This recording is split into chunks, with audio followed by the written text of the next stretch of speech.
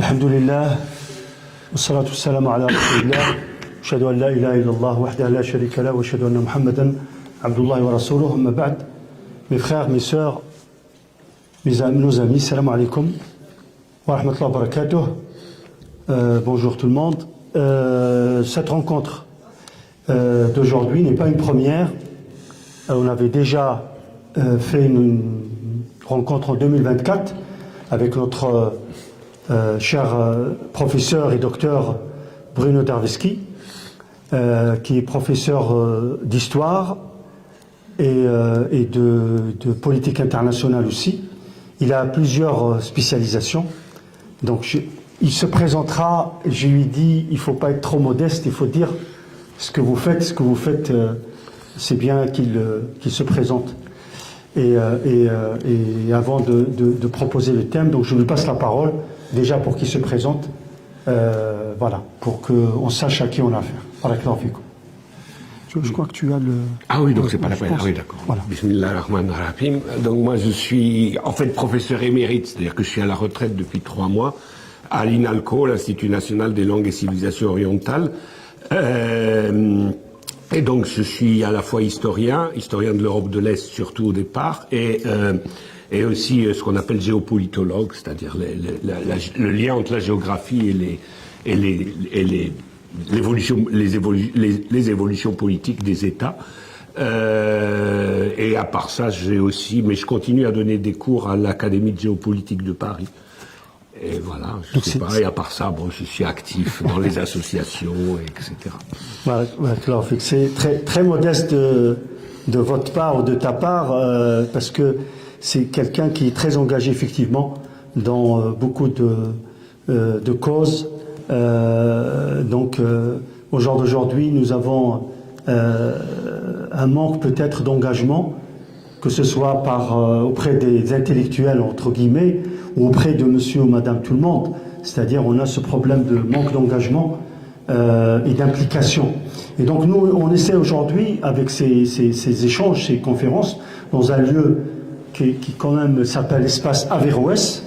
Donc, derrière le titre ou le mot Averroès, Ibn Rushd, c'est quand même toute la symbolique de la science et la réflexion qui est mise en avant. Donc on essaie de donner des outils de réflexion, des connaissances aux citoyens, voilà, lambda.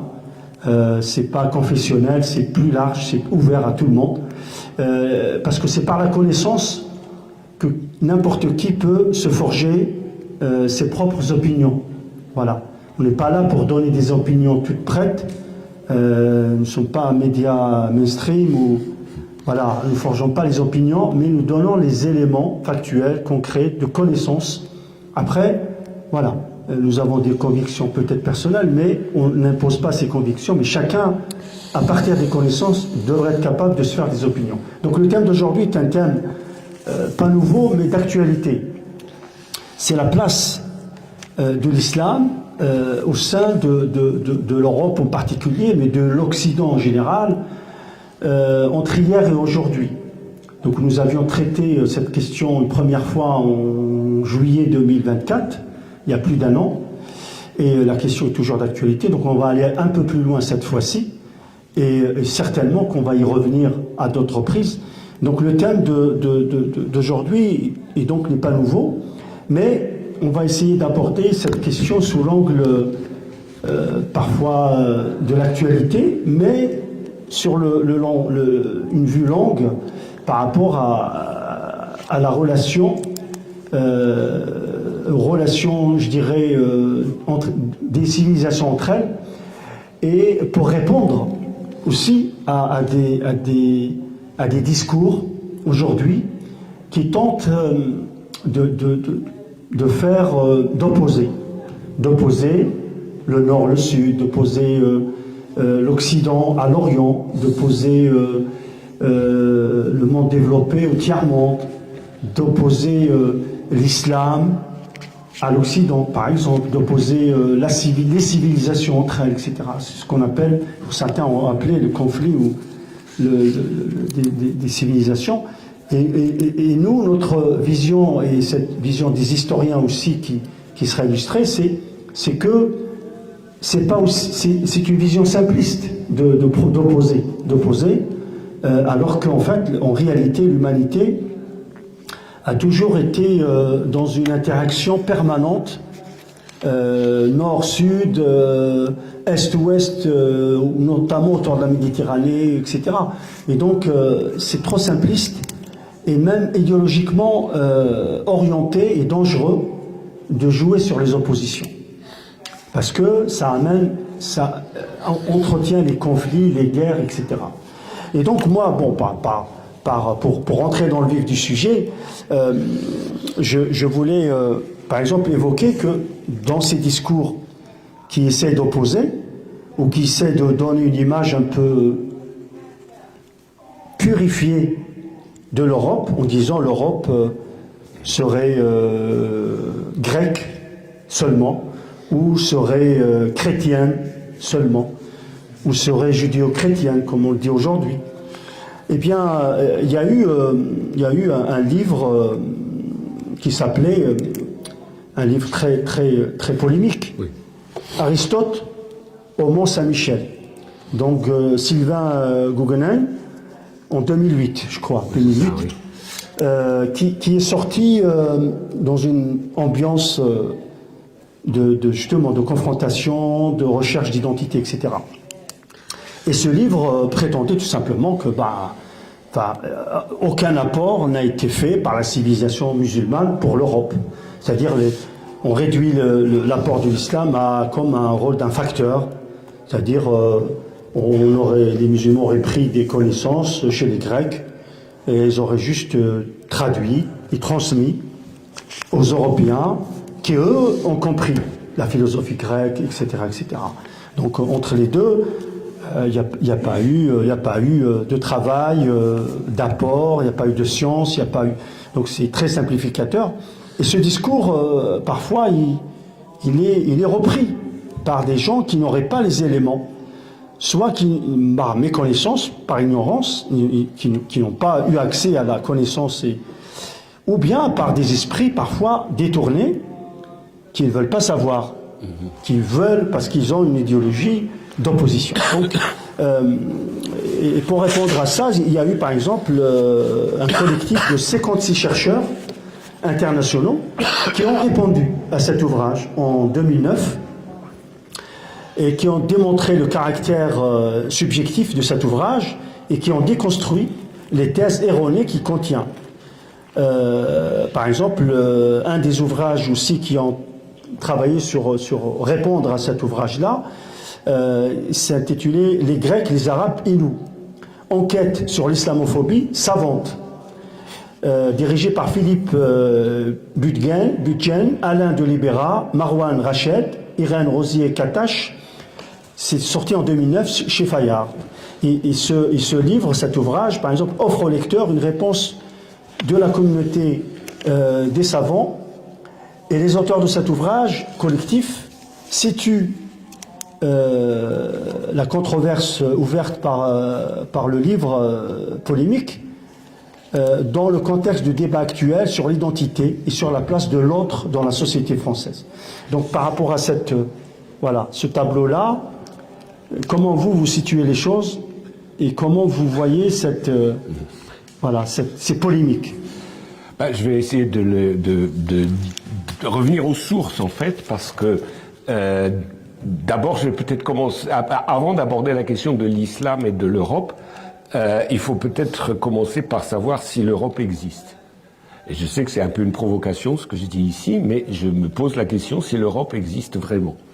Et bon, on va voir ce que ça veut dire, le mot Europe, et à partir de là, les relations qu'il peut avoir avec le reste du monde, et en particulier, évidemment, le monde musulman. Mais pourquoi je dis ça? Parce qu'en fait, si on s'élève un peu au-dessus de l'Europe, on constate qu'il y a une réalité beaucoup plus ancienne, beaucoup plus profonde, qui est la Méditerranée. C'est-à-dire qu'en fait, il n'y a pas de civilisation européenne, il y a une civilisation méditerranéenne. Et comme vous le savez, la Méditerranée, elle a plusieurs rives. Et sur ces rives, sont nées des civilisations qui se sont mutuellement influencées depuis la plus haute antiquité. Et l'islam va arriver dans ça. Mais déjà, on a la plus haute antiquité. Alors c'est vrai que le terme d'Europe, il apparaît dans l'Antiquité. Mais il apparaît chez les Grecs. Et quand vous regardez la carte, vous comprenez très bien pourquoi en Grèce, qui est une péninsule, on a pu inventer les 3 continents, Europe, Asie, Afrique, parce que vu de Grèce, il y a la mer qui les sépare de l'Asie et il y a la mer qui les sépare de l'Afrique. Mais ça n'empêchait pas que les Grecs, comme tous les autres Méditerranéens, avaient des liens d'influence mutuelle, au point où aujourd'hui on peut se poser la question, quand on parle d'Orient et d'Occident, si les Grecs étaient des Occidentaux ou des Orientaux. On oublie par exemple toujours que un des fondateurs de la philosophie grecque, Platon, est allé faire ses cours de formation en Égypte. C'est en Égypte qu'il apprend les éléments qui vont lui permettre de devenir Platon. Alors on ne sait pas trop ce qui s'est passé à l'école en Égypte, mais on peut supposer que s'il a traversé la Méditerranée pour aller en Égypte, c'est qu'il avait quelque chose à apprendre des Égyptiens.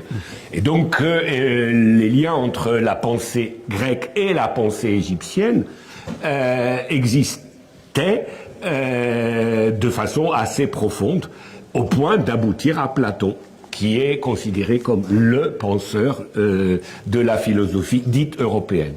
Mais qui en fait est une pensée méditerranéenne, puisqu'il a commencé à penser en Égypte. Donc ça, par exemple, c'est un point essentiel. Ensuite, le terme d'Europe, il disparaît. Les Romains ne parlent pas d'Europe. Les Romains parlent de Mare Nostrum, notre mer. Notre mer, c'est-à-dire, c'est pas une mer italienne, c'est la mer qui englobe aussi bien ce qu'on appelle l'Afrique, l'Asie et l'Europe. Et ce concept, il dure jusqu'au Moyen-Âge. Alors, ce qui caractérise évidemment, mais ça c'est une des erreurs qu'on fait souvent, si vous avez tous été à l'école, vous avez eu des cours d'histoire, et vous avez remarqué quand même une chose, peut-être, que on vous apprend beaucoup sur les guerres, et on vous apprend beaucoup moins sur la paix. C'est-à-dire que vous avez souvent l'impression que, en fait, la paix, c'est des périodes entre les guerres. Et que la normalité, c'est la guerre. Alors que si vous regardez réellement l'histoire de l'humanité, quel que soit le cercle culturel, quel que soit le pays, quel que soit le continent, quelle que soit la civilisation, les périodes de paix ont toujours été beaucoup plus longues que les périodes de guerre.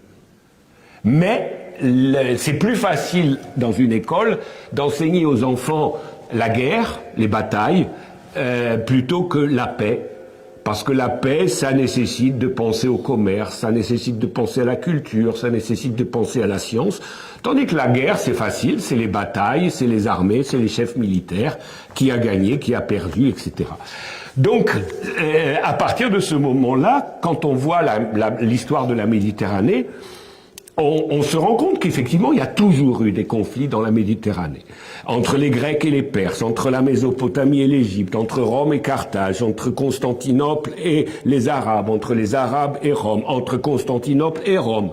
Donc, ce qu'on appelle aujourd'hui le conflit entre l'islam et l'Europe, ou l'islam et la chrétienté, ça n'est qu'un énième conflit, si je peux dire, dans l'histoire, des conflits. Mais, en même temps, ce que je vous disais tout à l'heure, la plus longue partie de l'histoire de la Méditerranée, c'est des rapports commerciaux, des rapports culturels, des rapports scientifiques, des rapports religieux. Pacifiques. Avec entre-temps des tensions, mais entre-temps. Donc en fait, et en plus les civilisations que je vous ai montrées, c'est les plus connues, mais vous avez plein de passeurs. Les plus connus, par exemple, c'est les Phéniciens, c'est-à-dire ce qu'on dirait aujourd'hui les Libanais, parce que c'est eux qui inventent l'alphabet. Et que l'alphabet que nous avons, quand je dis nous, c'est aussi bien l'alphabet latin que l'alphabet arabe, que l'alphabet grec, que l'alphabet cyrillique, que l'alphabet hébreu, que l'alphabet éthiopien. C'est les Phéniciens qui l'ont inventé. Mais, et c'est pas que ça, où est-ce que les Phéniciens ont inventé l'alphabet ? à partir d'ouvriers de Canaan, ce qu'on appelle aujourd'hui la Palestine, à l'époque c'est Canaan, qui travaillent dans les mines du Sinaï pour le pharaon. Et les Égyptiens ont les hiéroglyphes. Eux, pour compter le travail qu'ils font, pour compter, disons, avoir des repères simples de travailleurs, ils prennent les hiéroglyphes égyptiens et à partir de ces hiéroglyphes égyptiens, ils donnent quelques signes qui sont nécessaires à leur travail, pas plus.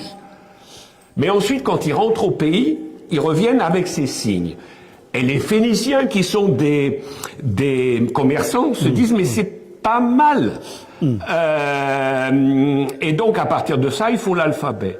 Et à partir de cet alphabet, les Grecs vont faire les alphabets de ce qu'on appellera l'Europe plus tard. Donc, en fait, les alphabets qu'on a, tous les alphabets qu'on a, à l'origine, ils viennent des hiéroglyphes égyptiens, refaits et simplifiés pour le monde, enfin, tous les pays de la Méditerranée.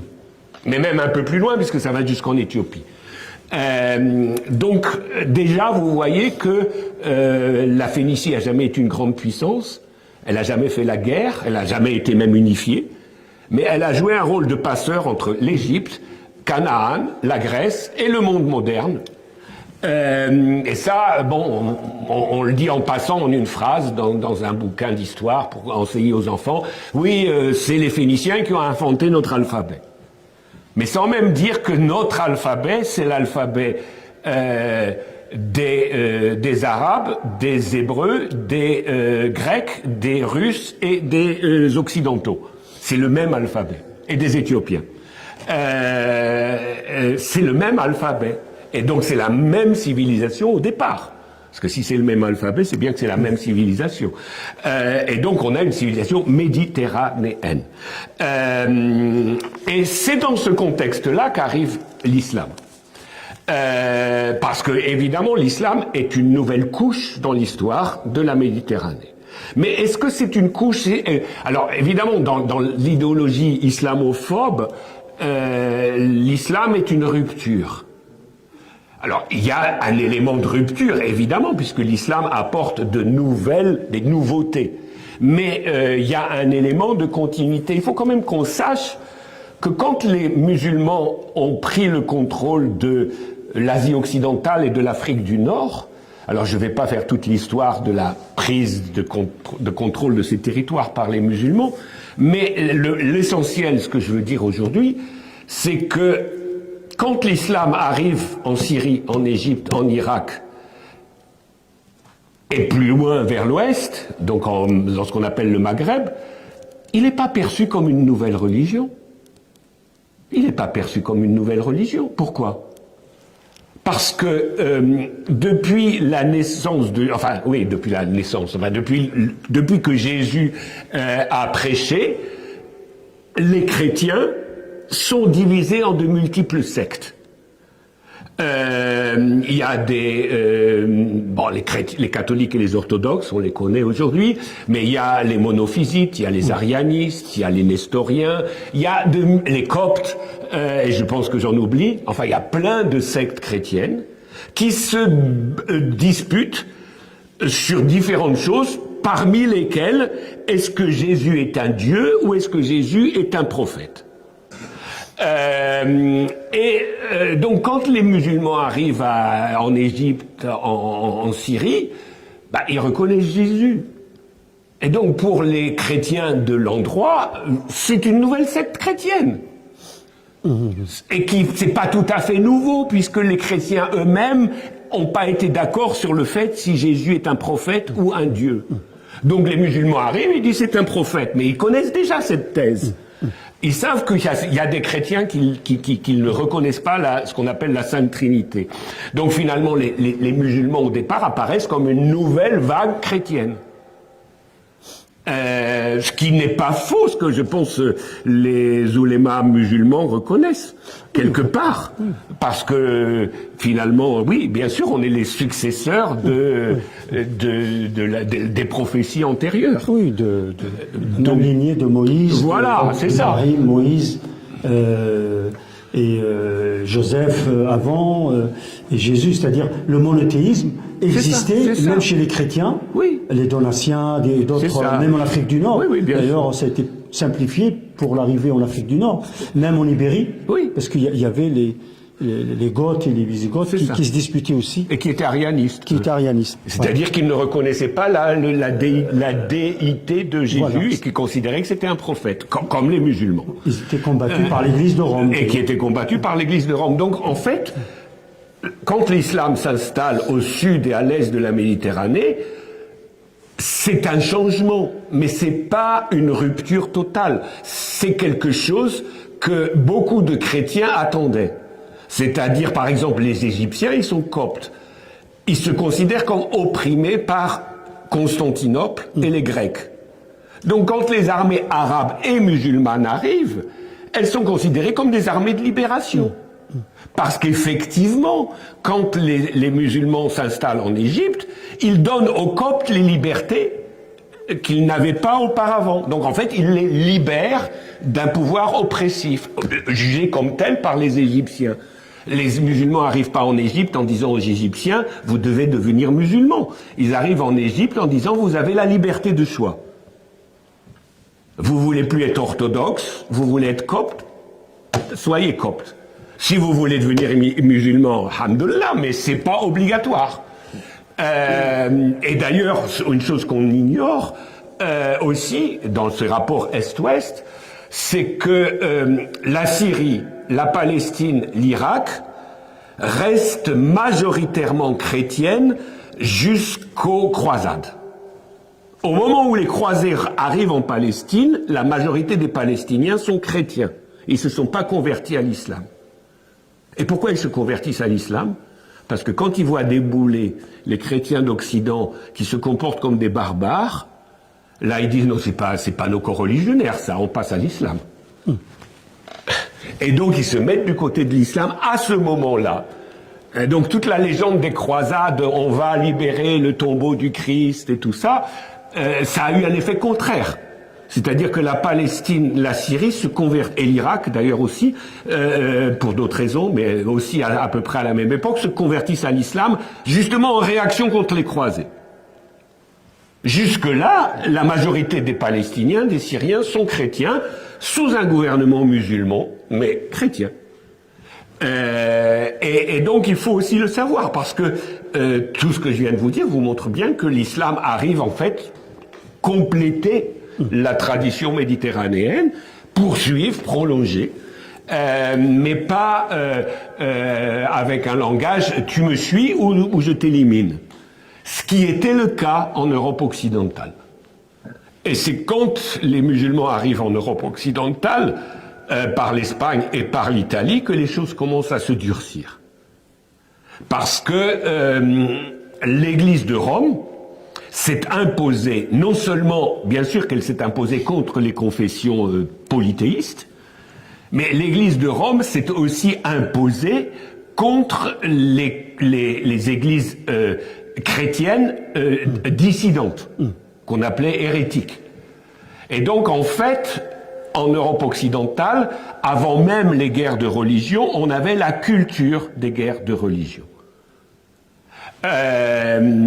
Puisqu'on avait déraciné l'arianisme, c'est-à-dire la religion chrétienne qui reconnaissait Jésus comme un prophète, on avait rompu avec Constantinople, c'est-à-dire les chrétiens d'Orient, et on était entré dans un mode de christianisme tout à fait rigide. Ce qui explique évidemment aussi pourquoi l'Espagne, parce qu'on dit bon, les envahisseurs musulmans qui conquièrent l'Espagne. Mais qui a conquis l'Espagne? 2000 hommes. 2000 hommes. Vous connaissez la taille de l'Espagne, c'est à peu près la taille de la France. Vous pensez qu'avec 2000 hommes, on peut conquérir un pays et occuper un pays? Et on ne peut pas occuper un pays avec 2000 hommes. On peut l'occuper si la population vous accueille. C'est pas possible de dominer un pays avec 2000 hommes. Comment voulez-vous avoir une armée qui puisse se répartir dans un pays aussi grand et contrôler les villes, les campagnes et tout? Donc si les musulmans ont pu prendre le contrôle de l'Espagne, c'est parce qu'une grande partie de la population espagnole, entre guillemets, les attendait. Ce qui d'ailleurs était la même chose qui s'était passé une génération plus tôt dans le Maghreb. Parce que là aussi, quand les musulmans arrivent dans ce qui est aujourd'hui la Libye pour aller plus loin vers l'ouest, ils sont 500. 500 soldats. Ça, c'est les sources historiques. Ils sont 500. Avec 500 hommes, vous pouvez conquérir la Libye, la Tunisie, le Maroc et l'Algérie. Mais c'est pas possible. Vous pouvez pas conquérir un territoire comme ça avec 500 hommes. Vous pouvez le conquérir si vous conquérissez leur cœur. Mais pour pouvoir conquérir leur cœur, il faut proposer autre chose que le couteau. Et bien sûr en Afrique du Nord aussi, on les attendait. Parce que il y avait un vieux passé chrétien, mais il y avait aussi des conflits avec l'Église officielle. Justement les Dionysiens dont tu parlais tout à l'heure. Effectivement. Donc, voilà. Ils étaient défaits par la force 70 ans avant l'arrivée des musulmans. Et donc, il y avait ces graines de monothéisme en Afrique du Nord, parce que ils se sont convertis au judaïsme, ils se sont convertis au christianisme, et puis, dans la lignée, ils se sont convertis aussi à l'islam. Mais il y avait cette vision, je dirais, de la société musulmane, comme l'a été Médine, multiconfessionnelle. C'est ça qui caractérisait l'arrivée de la civilisation musulmane. C'est qu'elle reconnaissait à chacun le droit d'avoir sa confession. Et c'est le prophète qui l'a instauré. Mais c'est-à-dire que c'est un autre débat, on le prendra sur le fait, la fameuse conquête qui serait militaire. Et en fait, le fait que c'est par le fait qu'il y avait deux empires prédateurs, Perse et Byzance, qui, à la naissance de la fragile cité musulmane de Médine, voulaient l'anéantir. Ils ont commencé à attaquer les musulmans, et donc les musulmans ont réagi, et donc le prophète, vers la fin de sa vie, a envoyé pour répondre à l'attaque, parce que si tu réponds pas, ça veut dire que tu es faible, et on va te manger. Et donc de fil en aiguille, le conflit se rapproche et s'élargit vers l'ouest, vers l'est. Et c'est pas la conquête dans le sens conversion, c'est la conquête dans le sens l'empire qui est prédateur ne peut pas se satisfaire d'une présence rivale. Donc c'est soit tu l'écrases, soit tu es défait, soit tu... Donc il n'y a pas de... Ou bien des vassaux qui suivent.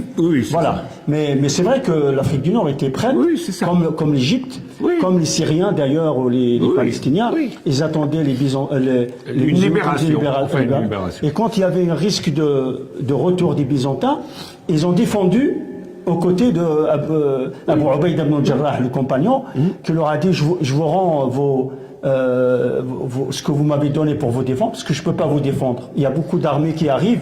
Donc ils ont dit on sera avec toi, mais on vous préfère vous que les Byzantins qui nous ont qui étaient injustes. Voilà. Mais alors complément à ce que je viens de dire ou ce que tu viens de dire aussi, il faut penser aux Juifs. Pourquoi? Parce que avant que les chrétiens prennent le pouvoir dans l'Empire romain, il faut bien le dire, les Juifs convertissaient.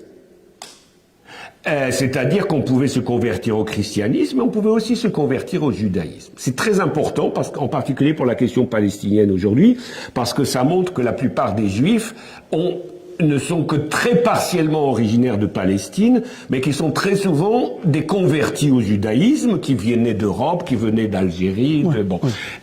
Donc ça, c'est un point important. Et si le judaïsme est devenu une tribu fermée, c'est à cause des chrétiens. C'est parce que quand les chrétiens prennent le pouvoir dans l'Empire romain, ils interdisent aux Juifs de convertir. Et à partir de ce moment-là, le judaïsme se referme. Mais c'est les chrétiens qui ont fait en sorte que le judaïsme s'est refermé. Au départ, les Juifs, ils convertissaient comme les chrétiens. Donc en fait, toutes les misères, si je peux dire, qui sont arrivées au judaïsme jusqu'à aujourd'hui, y compris le mal qu'ils font aujourd'hui, c'est quelque part aussi le résultat d'une oppression chrétienne au départ contre eux, qui les ont en fait en quelque sorte pervertis.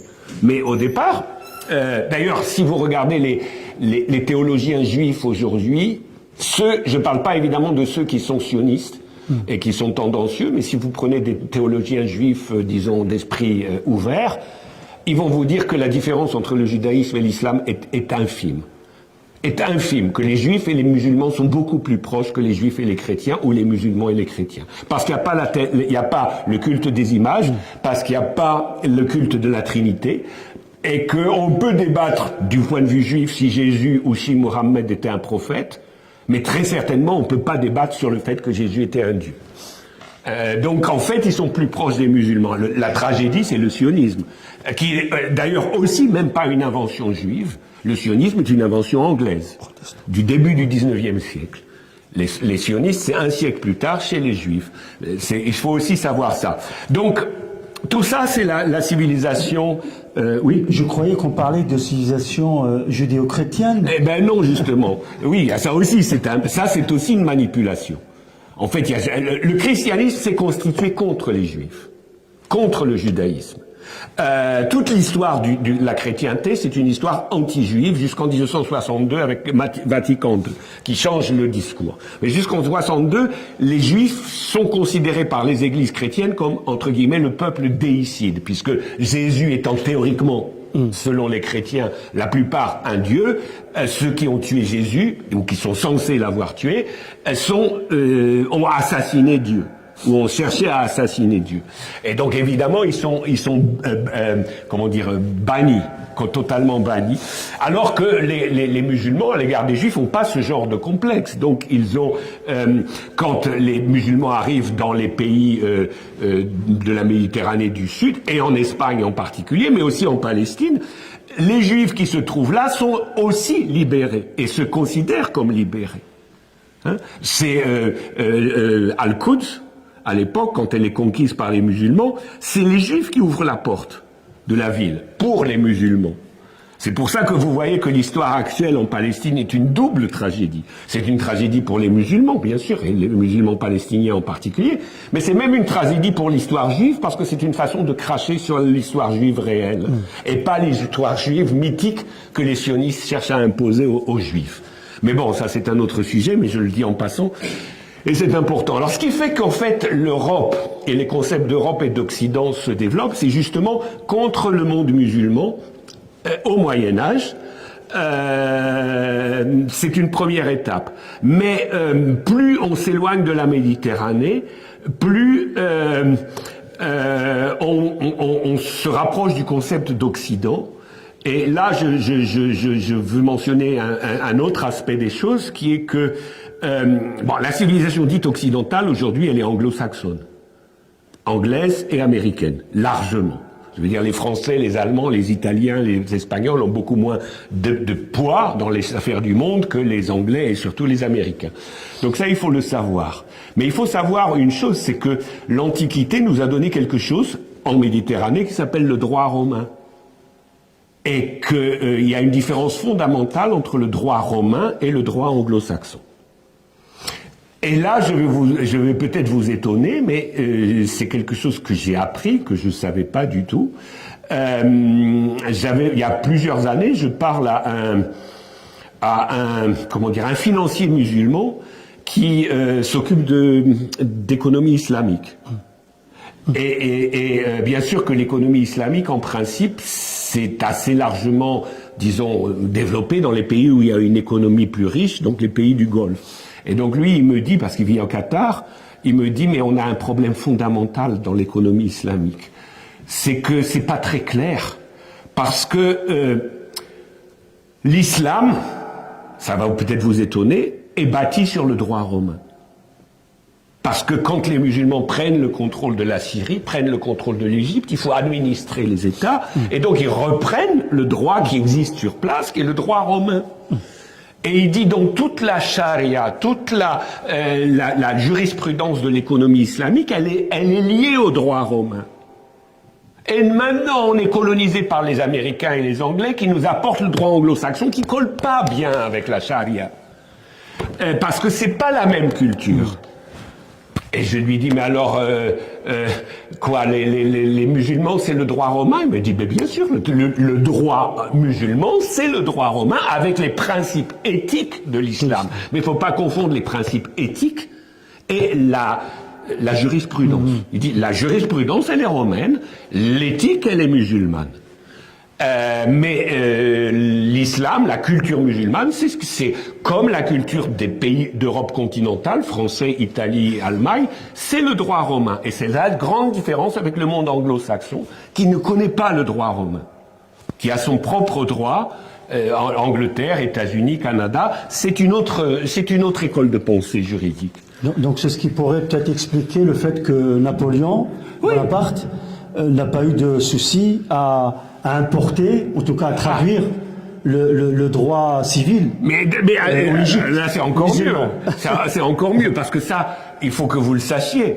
Quand un Français vous dit les musulmans veulent nous imposer la charia, vous leur répondez mais la charia en France on l'a depuis 200 ans. Parce que qu'est-ce qu'on a en France? On a le code Napoléon. Et le code Napoléon, il vient d'où? Il vient de Bonaparte, qui en Égypte a suivi les cours à l'université d'Al-Azhar. Et Napoléon, on peut penser ce qu'on veut de Bonaparte et de Napoléon, mais c'était pas un imbécile. C'est un constructeur d'empire, il a besoin du droit. Et donc, il a trouvé que la charia malékite était très bonne. Et il l'a adoptée. Alors, il a enlevé tout ce qui était visiblement musulman pour pouvoir faire passer ça en France. Parce qu'évidemment, si on avait utilisé le vocabulaire islamique, ça n'aurait pas pu marcher. Donc il a en quelque sorte enlevé le vocabulaire religieux, mais il a repris le corps. Et le code Napoléon, c'est la charia. Mais ce qui le sait ici, allez le dire à Madame Le Pen. Hein, que quand elle va au tribunal, elle subit la charia déjà. Hein, ou à Monsieur Sarkozy pour tomber dans l'actualité. Voilà, donc ça il faut que vous le sachiez parce que ça montre l'héritage islamique de l'Europe qui est ancien, remonte au Moyen-Âge, mais qui peut aller jusqu'à Napoléon, le code Napoléon, 18e siècle. Et donc ça, c'est un argument, mais quand on vous dit, moi ça me fait toujours mal quand je vois les musulmans à la télévision qui sont harcelés et qui disent oui la charia, ils sont compliqués, oui non, on veut pas la charia en Europe, mais il y a une chose à répondre. Mais la charia, ça fait 200 ans que vous l'avez. Ça fait 200 ans qu'en France on l'a. C'est pas un problème, c'est classé. Ça fait partie de l'héritage français. En fait, quelque part, on joue sur l'image de l'exogène, c'est-à-dire l'islam, l'immigré, etc. Avant, c'est exogène, c'est-à-dire que c'est un mythe de pureté. C'est ça. C'est-à-dire il y avait la pureté raciale défendue par les suprémacistes arianistes. Oui, c'est ça. Pas les monothéistes. Oui.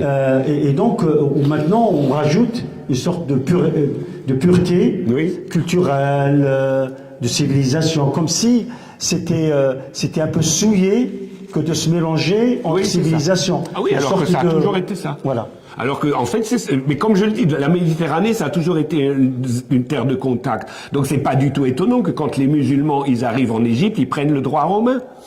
De toute façon, même à Médine et à la Mecque, ils devaient déjà, parce qu'ils commerçaient avec Damas, ils devaient déjà connaître un peu ça. Donc c'est pas nouveau pour eux le droit romain, et pour les Égyptiens l'idée que Jésus est un prophète, c'est pas nouveau non plus. Donc on peut commencer à discuter à ce moment-là. Donc ça c'est un premier point. En fait, le discours prophétique à la base, c'est qu'il se détermine toujours dans la continuité des précédents messages et pas une rupture avec des éléments bien distincts, mais avec de la continuité. Et donc, ça veut dire je viens pour compléter les mœurs et l'éthique. Donc, il reconnaît qu'il y a déjà de l'éthique. Oui, bien sûr. Donc, il y a des choses qu'il a gardées. Mais c'est normal qu'il y avait les prophètes. Et voilà. Et il y a des choses qui ont été réformées par le prophète.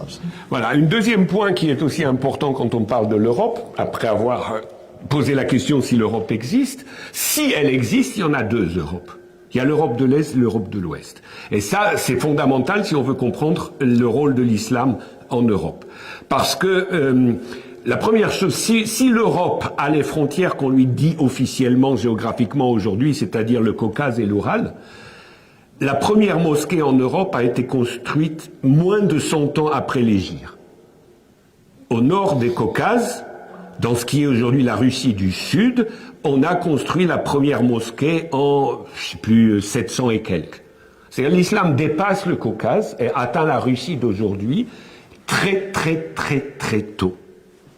C'est important de le savoir parce que ça va expliquer pourquoi l'Europe de l'Est a eu avec l'islam un rapport qui n'a rien à voir avec l'Europe occidentale. Et dans les faits, les États d'Europe orientale, sans exception, donc que ce soit la Pologne, que ce soit la Lituanie, que ce soit la Russie, que ce soit la Hongrie, que ce soit ensuite l'Empire austro-hongrois, ils appliquent quelque chose qu'on ne dit pas, mais qu'on fait, qui s'appelle la charte de Médine. Parce que qu'est-ce que c'est que la charte de Médine ? La charte de Médine, c'est qu'on a un État qui a une religion officielle. En l'occurrence, évidemment, Médine, c'est la religion musulmane. Mais que les populations qui ne sont pas musulmanes sont protégées.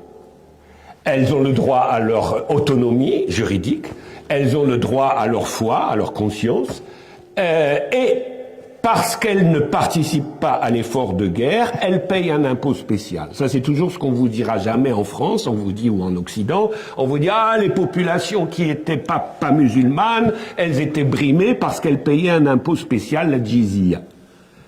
Mais la jizya, c'était le contrepoids à la non-participation à l'armée.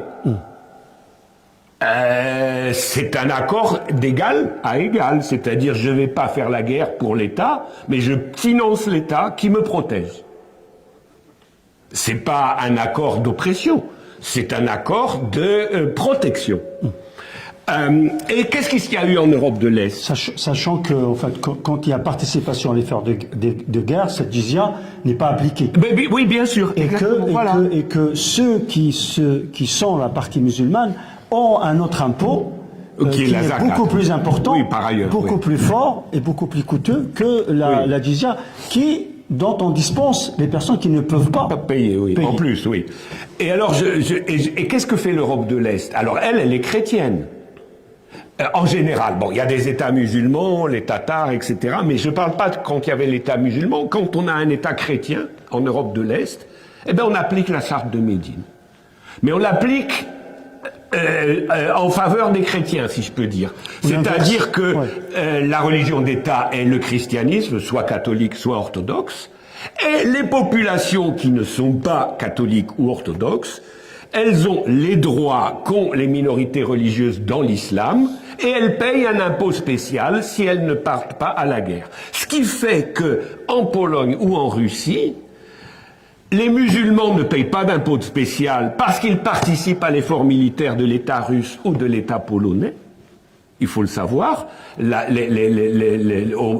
XIVe, XVe, XVIe siècle, les armées des pays d'Europe de l'Est ont des régiments, entre autres musulmans, qui se battent aux côtés des chrétiens. Et donc ces populations ne payent pas d'impôt spécial. En revanche, les juifs payent un impôt spécial, comme dans les pays musulmans, sauf qu'ils le payent au roi chrétien et pas au sultan musulman, mais ils payent un impôt spécial parce que les juifs ne vont pas à l'armée. Et qu'ils ont décidé qu'ils n'allaient pas à l'armée. Et que comme on leur respecte leur droit à ne pas aller à l'armée, en échange, ils payent l'équivalent de la jizya. C'est-à-dire, en fait, la législation islamique, elle est appliquée dans la cohabitation religieuse de l'Europe de l'Est. Mais ce qu'il faut savoir, c'est que dans les pays d'Europe de l'Est, les musulmans participent à l'armée. Vous avez peut-être... Alors, vous pouvez penser évidemment de la guerre en Ukraine, ce que vous voulez, ça c'est pas là-dessus que je vais discuter, mais vous avez sans doute entendu parler du rôle des Tchétchènes dans l'armée russe aujourd'hui dans la guerre en Ukraine. les Tchétchènes, la République de Tchétchénie est une république russe, musulmane, et les Tchétchènes, depuis le 19e siècle, c'est vieux, ils font partie de l'armée russe, c'est un des meilleurs éléments de l'armée russe.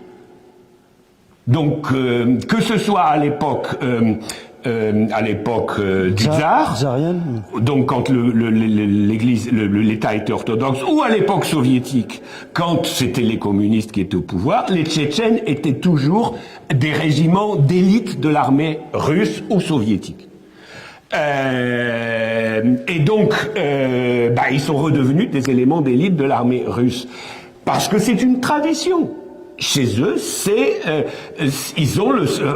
hérité du statut de la charte de Médine. Ils se battent pour leur souverain, qui n'est pas musulman, mais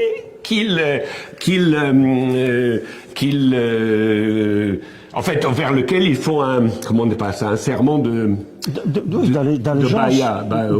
D'allégeance. Voilà, c'est ça. Alors ensuite, on peut être d'accord ou pas d'accord de leur choix politique. Hein. Bon, là, c'est une autre question, et on peut dire ils ont raison, ils ont tort, ils ont fait le mauvais choix, le bon choix. Ça, c'est une autre question. Mais le principe, lui, il est hérité de la charte de Médine. Et donc, l'Europe de l'Est, qu'elle soit orthodoxe ou catholique, n'a pas connu les guerres de religion. Ça, c'est fondamental, parce que ce qui est fondamental en Europe occidentale, il faut le savoir, quand on parle d'islamophobie, il faut savoir que c'est pas la première fois.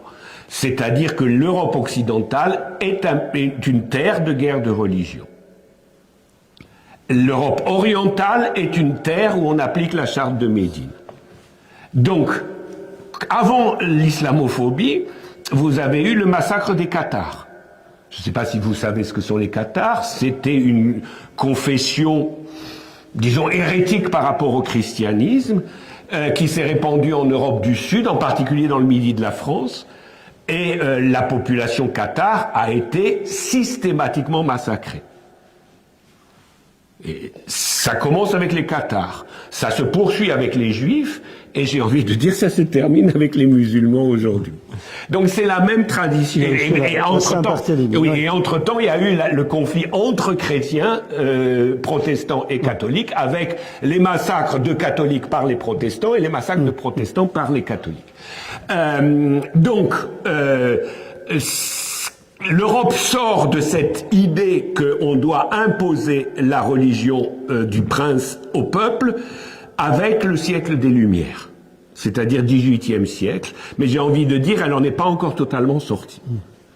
Parce que sinon, il n'y aurait pas l'islamophobie. Comme il n'y aurait pas eu, dans l'entre-deux-guerres, l'antisémitisme. Et en parlant de Lumière, donc il y a... Voilà, alors là, on arrive à notre sujet. Une petite parenthèse sur ces idées de lumière, oui. Et quel est le rôle, notamment de l'Asie centrale musulmane, oui. De transmission, dès le XIe siècle apparemment, mais même ou un peu avant, de ces idées de lumière, d'égalité, même de la place de la femme, etc. Oui. Mais justement, alors là, c'est là encore un deuxième point, c'est que l'islam, après avoir rassemblé toutes les terres de l'océan Atlantique à l'Asie centrale, c'est-à-dire jusqu'aux frontières de la Chine, hein, carrément, il devient... Ça, tous les historiens sont d'accord là-dessus, pour cette période-là qui va de la fin du 8e siècle au 13e, 14e siècle, le monde musulman est, entre guillemets, le centre du monde. Quand je dis le centre du monde, ça veut dire que c'est là où les choses se passent. Un peu comme aujourd'hui, quand on dit les plus grandes innovations technologiques, c'est la Chine. Eh ben, à l'époque qui nous intéresse, les plus grandes innovations technologiques, c'est le monde musulman. Alors, d'abord, quand je dis le monde musulman, et ça c'est important aussi de le dire, ça ne veut pas forcément dire que c'est que des musulmans. Ce qui est caractéristique de l'apogée de la civilisation musulmane, c'est que dans les universités musulmanes, les professeurs peuvent être juifs et chrétiens. C'est-à-dire qu'à Bagdad, vous avez un juif ou un chrétien qui vient enseigner dans la mosquée. Hein. Et c'est considéré comme tout à fait normal. Parce que l'islam, c'est la science. Et donc l'islam s'ouvre à la science. Et donc s'il y a un astronome juif ou chrétien qui sait quelque chose, eh ben, viens nous l'enseigner. Bienvenue. Ça, c'est l'islam profond, le vrai islam. C'est ça. C'est la science, elle est pour tout le monde et on prend à n'importe qui a la science. C'est ça l'islam. C'est le savoir, la raison. Dieu a créé l'homme avec une raison. Cette raison-là, tous les hommes l'ont, quelle que soit leur confession. Et donc, s'il a une raison qui est utile, on s'en sert. Et donc, il n'y a pas... l'islam, en fait, est le pilier de cette civilisation, mais elle n'a pas le sentiment qu'il doit exclure ceux qui ne sont pas musulmans. Donc ça, c'est un point important parce que c'est ça qui va permettre à la civilisation dite arabe, c'est comme ça qu'on l'appelle en Occident à l'époque, d'être à la pointe du progrès. D'être à la pointe du progrès, et en particulier à la source des universités. C'est l'université, alors là encore un point que les musulmans connaissent peu, une des premières universités musulmanes, voire la première université musulmane, c'est l'université de Fès au Maroc. Elle est fondée par une femme. C'est une femme qui finance la première université au monde. Ça vaut la peine d'être souligné quand on vous dit que les musulmans sont, comment ça, misogynes, je sais pas quoi, enfin bon, qu'ils aiment pas les femmes, qu'il n'y a pas d'égalité, etc. Il a fallu une femme pour inventer l'université. Et la financer, et c'est l'université de Fès. Ensuite, il y a la deuxième université pas très loin à Cordoue. Et à partir de ces universités, vous allez avoir les universités d'Italie et les universités de France. En particulier, c'est des Arabes qui fondent l'université de Montpellier. Qui est, parce que je vous parlais tout à l'heure des Cathares. Les Cathares sont dans le sud de la France. On les a massacrés. Mais c'est le sud de la France qui était plus civilisé que le nord à l'époque. C'est le Midi, c'est Toulouse. Paris, c'était, comment dire, c'était une ville barbare par rapport à Toulouse. Toulouse, c'était la lumière ici. Donc la France du Nord a détruit la France du Sud. C'est-à-dire, en fait, les barbares, appelons les choses par leur nom, les barbares du nord de la France ont détruit les civilisés du sud de la France. Mais pourquoi est-ce que dans le sud de la France, on était civilisés? Mais on était civilisés parce qu'il y avait la Méditerranée juste à côté, et qu'on commerçait avec les Arabes et qu'on apprenait plein de choses avec les Arabes. Et donc, forcément, le sud de la France, le Midi, comme on dit, était plus civilisé. Et tout ça, c'est tout un aspect de la culture française qui a été déraciné, parce qu'en tuant les Cathares, on a aussi tué la littérature de la Languedoc, qui était très raffinée, parce qu'elle s'appuyait sur la littérature arabe, la littérature espagnole de l'époque, qui était beaucoup plus développée que ce qui était dans les brumes du Nord. Les brumes du Nord, on les a aujourd'hui, mais au sens physique, mais on les avait aussi. On avait notamment, c'était pas seulement technique, c'est-à-dire on avait le savoir-vivre, la poésie, l'amour courtois. Oui, mais ça venait d'Espagne. Qui venait d'Espagne, ou les idées de lumière qui venaient aussi bien d'Espagne, mais aussi de l'Asie centrale. Oui. C'était pas que technique, en fait. Non, mais bien sûr. C'est ça. Et donc, en fait, quand la civilisation commence à se développer en Europe, c'est pas par hasard. La Renaissance, de quel pays elle vient? Elle vient de l'Italie. Mais pourquoi de l'Italie? Mais parce qu'en Italie, il y a la Sicile. Et que la Sicile, entre le 7, 8, je sais plus exactement, le 8e siècle et le 13e siècle, c'est une terre d'abord musulmane, ensuite encore largement musulmane, où les lumières du sud de la Méditerranée remontent, et Rome est pas loin, donc Rome est touchée. Alors Rome fait la sélection. Évidemment, le pape a pas envie de perdre son monopole de religieux. Donc il prend les textes arabes, il les fait traduire, et Il se sert de quelques-uns et les autres, il les interdit.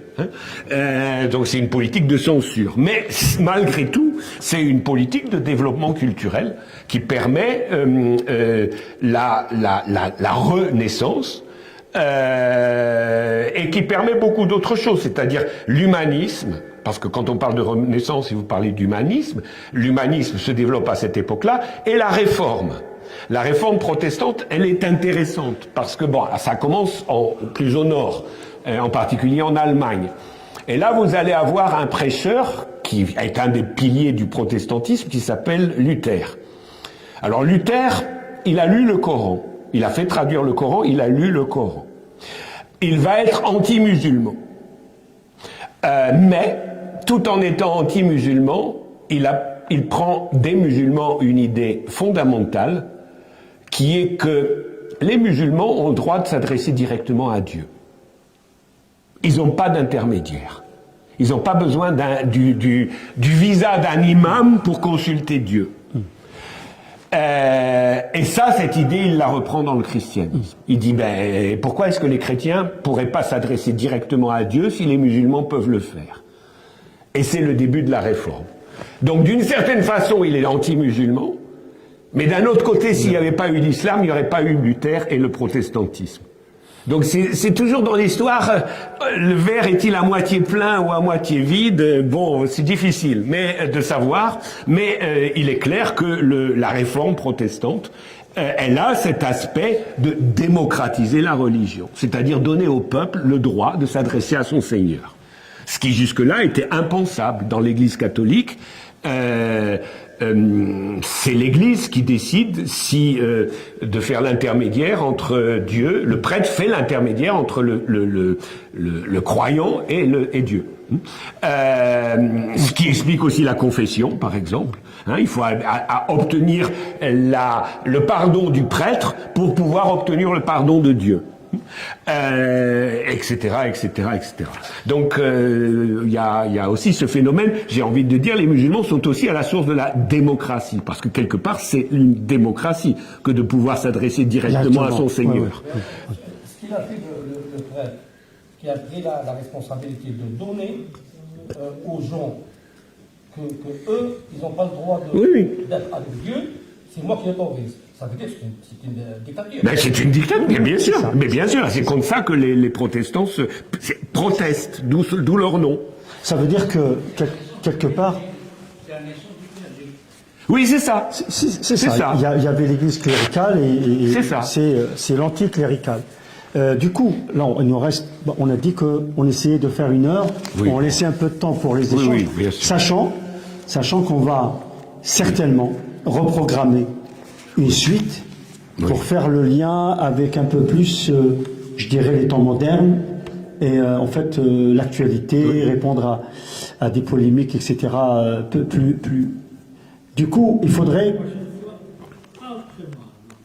Inch'Allah, voilà, on va le reprogrammer et Inch'Allah, la prochaine fois, on va aussi avoir un autre intervenant, c'est-à-dire, en fait, la table ronde, normalement, doit être 3.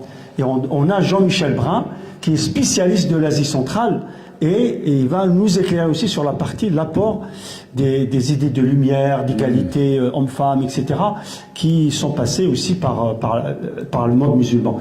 Donc du coup, là, il nous reste, on va dire, 5 minutes pour faire une première conclusion, mais sachant que le thème n'est pas encore fini, donc il faudrait le reprogrammer pour aller un peu plus loin, et après on ouvre peut-être non, mais je voulais juste dire, si vous regardez l'architecture, la médecine, les mathématiques, l'astronomie, la chimie, la philosophie, la théologie en Europe, vous pouvez pas toucher à toutes ces sciences sans que, à la base, vous ayez des penseurs venus du monde islamique. Je dis venus du monde islamique parce qu'ils sont pas tous musulmans. Par exemple, la médecine. Pourquoi est-ce que la Pologne accueille les Juifs au Moyen-Âge? Pour toutes sortes de raisons, mais elle accueille les Juifs au Moyen-Âge qui sont expulsés et massacrés en Europe occidentale. Ils fuient l'Europe occidentale parce qu'on leur coupe la tête. Donc ils vont vers l'Est. Et pourquoi on les accueille là-bas? Pour différentes raisons, mais en particulier parce qu'ils ont les meilleurs médecins. Et pourquoi les Juifs en Europe ont les meilleurs médecins? Parce que comme ils sont Juifs, ils ont des contacts avec les Juifs du monde arabe, et donc avec les médecins juifs de Bagdad ou de Damas, et donc ils ont des compétences qui sont bien supérieures aux médecins chrétiens d'Europe occidentale. Parce qu'ils ils ont la ligne directe avec Bagdad. Bon, alors évidemment, ils ont le top du top. Il n'y a pas de raison. Et donc, forcément, le paradoxe, c'est qu'en Pologne, les médecins juifs sont accueillis, y compris par les membres du clergé. Parce que l'évêque, il veut bien dire que les Juifs sont un peuple maudit, mais quand il est malade, il préfère avoir un médecin qui le soigne. Et en général, le médecin juif soigne mieux que les médecins chrétiens, pour les raisons que je vous ai dit. Et donc, du coup, même l'évêque, oui, il n'aime pas les juifs, mais enfin, pour survivre, il vaut quand même mieux avoir affaire à un bon médecin. Et donc, mais c'est l'influence du monde arabe, enfin arabo-musulman. Parce que, évidemment, les médecins juifs, chrétiens, musulmans à Bagdad travaillent ensemble, trouvent ensemble les instruments, etc., etc. Donc la santé publique et l'hôpital même, l'institution de l'hôpital en Europe se répand sur la base de ce qu'on a créé dans le monde musulman, c'est-à-dire des hôpitaux mieux gérés que les entre guillemets les mouroirs qu'on avait précédemment. Parce qu'il y avait les questions d'hygiène. Très vite, on a remarqué qu'on peut pas mettre les malades ensemble parce qu'ils se transmettent les maladies, microbes, etc. Mais ça se trouve, c'est dans le monde arabe qu'on découvre tout ça. Et donc, ça remonte vers l'Europe. Et donc, dans les hôpitaux qu'on crée en Europe, on crée des hôpitaux en faisant attention à pas mélanger les malades des différentes maladies. On commence à penser, à organiser l'hôpital selon les règles de l'hygiène. Parce que les Arabes, les musulmans comme les Juifs, ont l'obligation religieuse d'être propres pour prier. Mais si vous êtes propre pour prier, vous êtes propre globalement. Bon, donc vous avez moins de chances de tomber malade. Parce que alors qu'en Europe occidentale, on a perverti la religion à ce moment-là en disant que tout ce qui touche au corps, c'est impur. Ça apporte le péché. Donc, si on se lave, c'est qu'on touche son corps. Et si on touche son corps, c'est pas bien. Donc la saleté, c'est une bonne chose. C'est plus sain. C'est plus sain. Mais en fait, c'est de la perversion. En fait, même le rapport à l'eau, oui. L'eau était crainte. Oui. Et comme les musulmans avaient affaire à l'eau, eh bien, pour la propagande de l'époque, les musulmans, c'était des personnages sataniques, puisqu'ils sont tout le temps mouillés, ils sont tout le temps dans l'eau, ils ont des bains dans les grandes villes à Grenade. Oui, c'est ça. Il y avait 1000 salles, les hammams. les hammams et tout ça. Et donc, pour eux c'était maléfique. Parce que l'eau, c'est satanique, etc. Et du coup, il y avait cette vision, on va dire,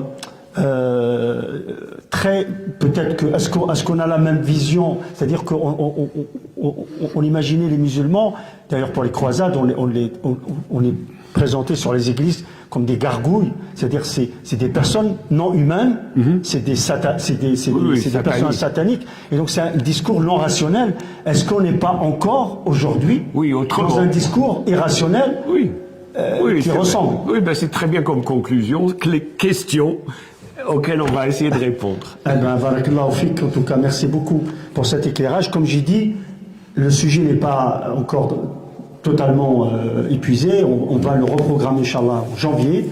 Et cette fois, on aura Jean-Michel Brun avec nous, Inch'Allah. Mais les questions, si vous avez quelques questions, sont ouvertes.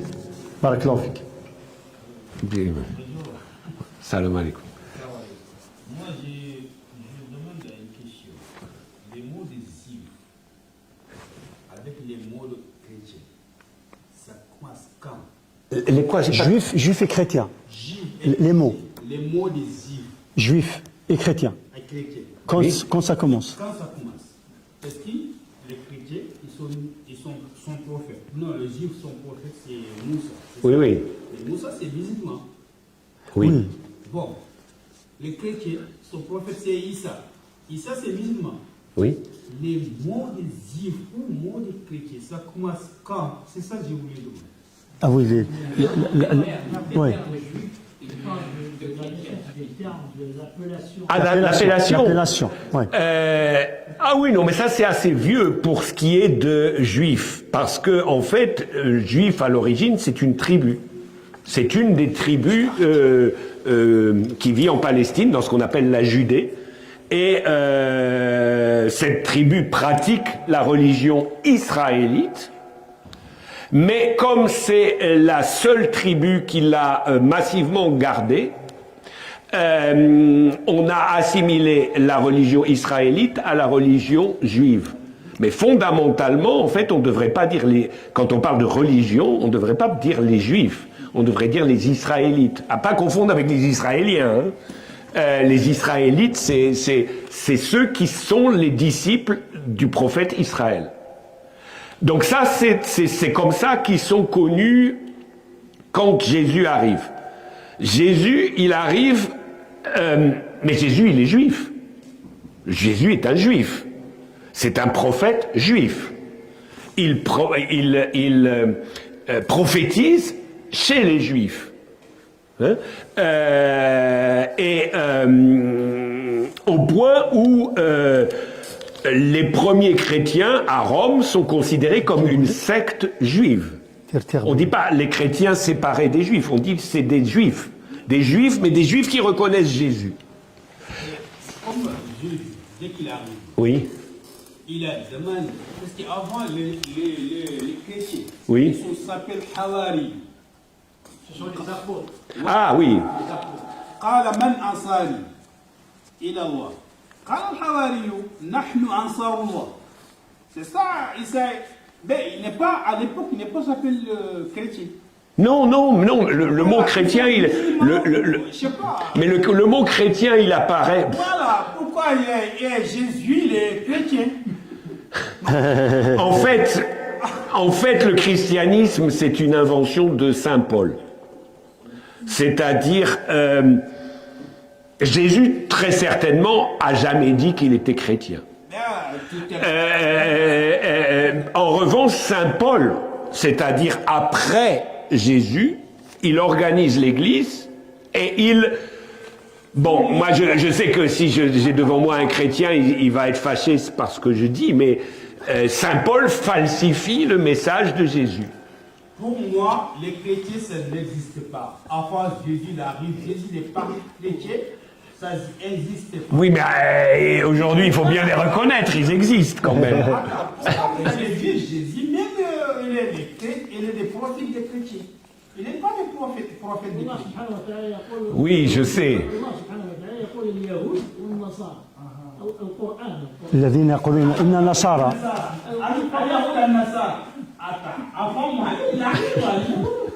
Oui, c'est compliqué là. Mais le temps des Juifs, Yacoub, il n'y en a pas. Yacoub, c'est fils de qui? C'est fils de Yacoub. Oui, mais Jacob, c'est Israël. Il s'appelle Bouddha. Ah, ça commence des noms de personnes. Il dit Yacoub, tout le monde. C'était comme famille. Et Mazhab, voilà. Oui, c'est vrai, mais maintenant on est bien obligé de reconnaître que les... C'est pas une révolution pour moi, ça. Non, mais c'est vrai, sauf qu'on est bien obligé de reconnaître... C'est la création. Oui, d'accord, mais maintenant, bon... Non, Oui. il faut reconnaître qu'il y avait quand même des révélations avec une charia. Donc, Sayyidina Moussa alayhi salam, il avait une charia. Et donc, il avait une voie, et c'était donc même si à la base c'est tous des musulmans, ça veut dire celui qui est en paix et qui reconnaît le divin et qui est en alliance avec le divin. L'alliance avec le divin, c'est Ibrahim alayhi salam, c'est Nuh, c'est tous les prophètes. Mais ça n'empêche pas qu'il y a des shari'as qu'Allah subhanahu wa ta'ala a fait descendre et qui étaient spécifiques. Parce que c'est un besoin pour un certain temps, pour une population, etc. Et d'ailleurs, le judaïsme n'est venu que pour une partie, pour le Banu Israël. Mais c'est Banu Israël, les Israélites ne sont pas, à la base, le mot juif n'apparaît que avec Moussa. C'est-à-dire que même plus tard. Voilà, et certains, le Coran répond, ils disent, c'est-à-dire que sont juifs ceux qui sont avant Moussa. Il leur dit, non, c'est la source. C'était pas, Yacoub, c'était pas, il n'y avait pas le Moussa avant Yacoub. Et Ibrahim était. Israël, le mot d'Israël, ça arrive comment? Non, Israël, c'est Yacoub. Et donc, il ne faut pas confondre la tribu, les 12 tribus, avec la religion juive qui est Moussa. Ça n'a rien à voir. Jacob, il a quitté Canaan, va à Misra. Non. Il a fait Isra, la nuit, avec les voyages. Oui. Il y en a qui s'appellent ça, Israël. Les mots d'Israël, ça vient de Jacob. Oui, c'est ça. On est bien d'accord. On est d'accord en fait. Israël, ça crée ici. On est d'accord. Mais voilà. Et donc, Isa alayhi salam, il est venu pour réformer les écarts et les donc bon, il n'y a pas de, on est d'accord. Il n'y a pas de désaccord. Mais le Coran reconnaît, c'est-à-dire le Coran reconnaît le fait, il reconnaît. Donc il les nomme comme eux se nomment. Il les nomme. Oui, Nasara. Le prophète sallam les reçoit, il faut savoir, il reçoit Nasara, venu du Yémen, venu de Bani Najran, il les reçoit et avec leur croix.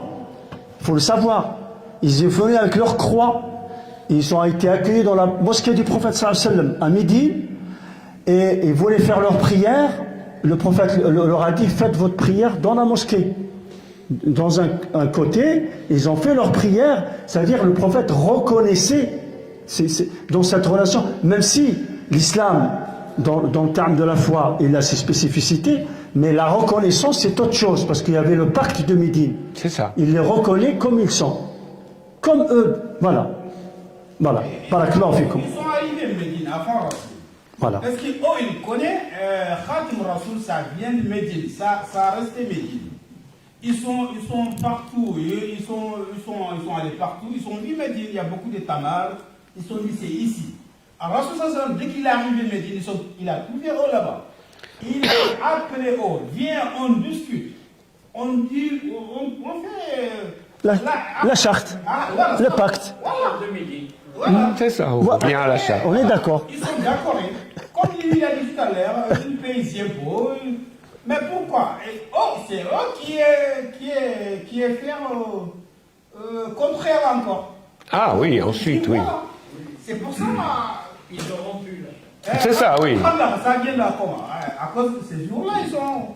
En tout cas, barakallahu fikum. تفضل. تفضل. الآية 18 من سورة المائدة فيها سؤال. أعوذ بالله من الشيطان الرجيم. بسم الله الرحمن الرحيم. وقالت اليهود والنصارى نحن أبناء الله وأحباؤه قل فلم يعذبكم بذنوبكم بل أنتم بشر ممن خلق يغفر لمن يشاء ويعذب من يشاء ولله ملك السماوات والأرض وما بينهما وإليه المصير. صدق الله العظيم. الآية 18 من سورة المائدة. السؤال إنه فلما يعذبكم بذنوبكم بل أنتم بشر ممن خلق. Oui. Donc là c'est un verset du Coran qui dit que il répond à ceux qui disent nous sommes quelque part la famille, c'est-à-dire les fils, la famille d'Allah, que ce soit des chrétiens ou des juifs. Il leur répond le Coran, mais pourquoi vous subissez donc des châtiments comme tous les humains, c'est-à-dire par rapport à vos mauvaises actions. Vous êtes des humains comme les autres.